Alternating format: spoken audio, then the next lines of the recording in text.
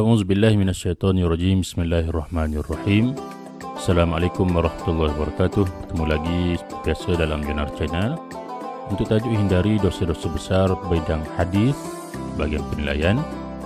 Buku teks Pendidikan Islam tingkatan 4 surat 60. Secara keseluruhannya, untuk soalan dalam bahagian ini, dalam tajuk ini, terdapat 6 soalan. Baca hadis, maksud potongan hadis ada 5, dan senaraikan 7 dosa besar. Maksud dosa besar yang berikut: syirik dan harta anak yatim, lari dari medan perang, dan menuduh wanita yang baik berzina. Terangkan 2 pengajaran ayat dan berakhir dengan soalan hebat berkaitan dengan persembahan silap mata. Jadi teruskan menonton video ini untuk mengulang kaji cadangan jawapan untuk soalan-soalan dalam tajuk hindari dosa-dosa besar. Soalan pertama, atau arahan yang pertama, baca hadis di hadapan guru. Jadi sebelum ni pelajar dah baca hadis ni dalam sesi UTQH yang lepas. Jadi sekali lagi kita baca hadis ni untuk sama-sama bagi pelajar tingkatan 4 yang akan menuju ke SPM pada tahun hadapan. Anda perlu membaca hadis ni dengan lancar. An Abi Hurairah radhiyallahu anhu anin Nabi sallallahu alaihi wasallam qala ijtanibus sab'al mubiqat. Qalu ya Rasulullah wa ma hun? Qala asyirku billahi was-sihru wa qatlun nafsi allati harramallahu illa bil haqq wa aklu riba wa aklu malil yatim wa tawalli yawmal zahf wa qazful muhsanatil mu'minatil ghafilat. Muttafaqun alaih. Selesai untuk arahan soalan pertama. Soalan kedua, nyatakan maksud potongan hadis berikut. Yang pertama, as-sab'al mubiqat. Jadi sab'atun 7. 7 mubiqat, perkara yang merosakkan. Qatlun nafsi allati harramallah. Yang kedua, qatlu ni membunuh jiwa. Allati harramallah, yang diharamkan oleh Allah. Yang ketiga, aklu ni makan riba. Makan riba. Yang keempat, wattawalli yaumaz zahf. Wattawalli ni lari daripada medan perang. Kemudian yang terakhir, qazful muhsanatil mu'minatil ghafilat. Qazful, membuat tuduhan zina terhadap wanita beriman yang suci dan terpelihara. Okey, pelajar perlu hafallah berkaitan dengan maksud potongan hadis.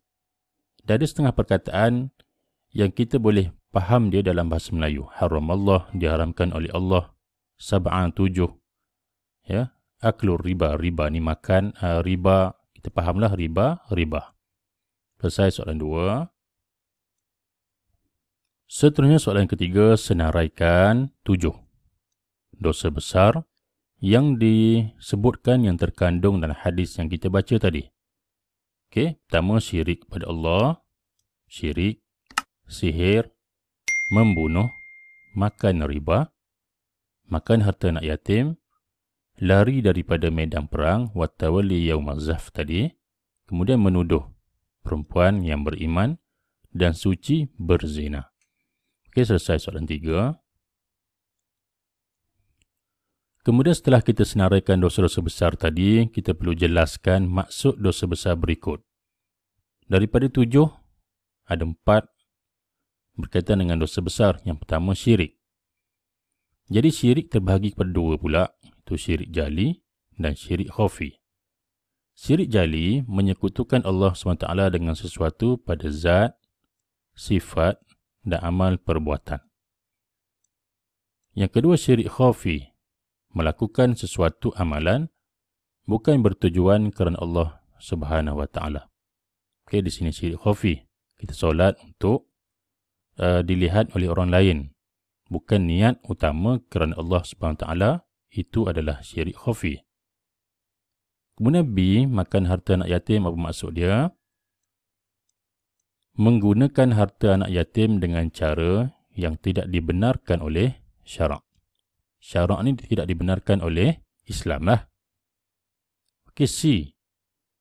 Lari daripada medan perang. Maksud dia, meninggalkan medan peperangan menghadapi musuh. Jika dia lihat dalam medan perangan tu, kumpulan dia akan kalah, dia pun lari. Ya, tidak sanggup untuk dia kalah bersama-sama.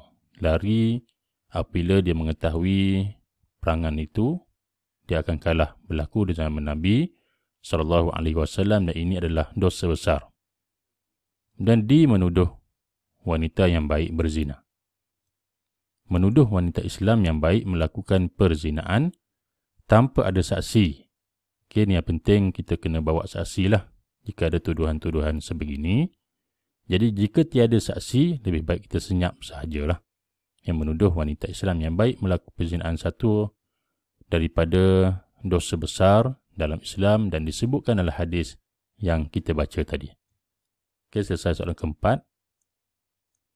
Soalan kelima, terangkan perlu ada isi dan huraian. Bila pengajaran, perlu ada pendahuluan kepada pengajaran. Pendahuluan pada pengajaran, kita hendaklah. Ini pendahuluan. Sentiasa melihara diri daripada perbuatan syirik, isi. Kerana boleh merosakkan akidah, huraian. Yang kedua, pengajaran kedua, kita hendaklah menghindarkan diri daripada perbuatan membunuh, isi. Kerana membunuh melanggar hak asasi manusia, huraian. Selesai soalan 5. Kemudian soalan ke-6, soalan terakhir untuk tajuk hindari dosa-dosa besar. Berkaitan dengan soalan kebat, perlu ada isi, jawapannya, isi, huraian lengkap dan kesimpulan. Stimulus persembahan silat mata menjadi kesukaan sebahagian masyarakat hari ini. Ya, persembahan. Jadi di atas pentas lah. Ya, kalau kita boleh faham daripada soalan ni secara besar-besaran. Bincangkan pandangan anda terhadap isu ini. Jadi pandangan kita sama ada kita setuju ataupun kita tidak bersetuju, yang penting kita ada alasan kita. Jadi untuk contoh jawapan ini, pada pandangan saya persembahan silat mata adalah dilarang. Okay, ini pandangan saya lah.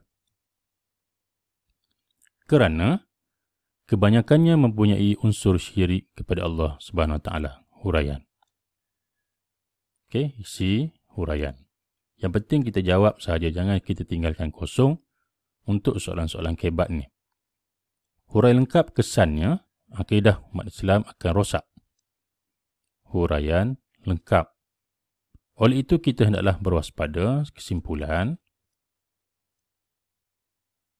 ataupun berhati-hati terhadap perkara-perkara yang boleh mendatangkan dosa. Ini kesimpulan kita terhadap jawapan. Okay, agar hidup diredai oleh Allah Subhanahu Wa Taala. Kesimpulan. Isi, huraian lengkap dan kesimpulan. Selesai soalan ke-6, soalan kebat, tajuk hindari dosa-dosa besar.